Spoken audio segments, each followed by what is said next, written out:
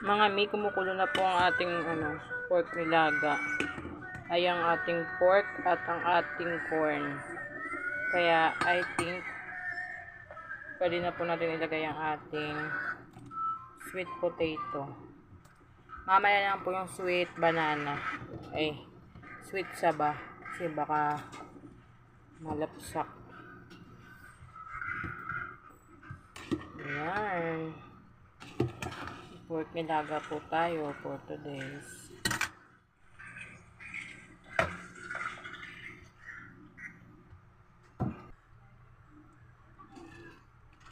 Baguio pecha yan mga mi, tsaka repolyo yung nilagay ko na. Kasi matigas-tigas din yung mga yan. Kailangan mapasabay sa pagpapalambot. Kailangan silang masabay sa pagpapalambot ng ating carne.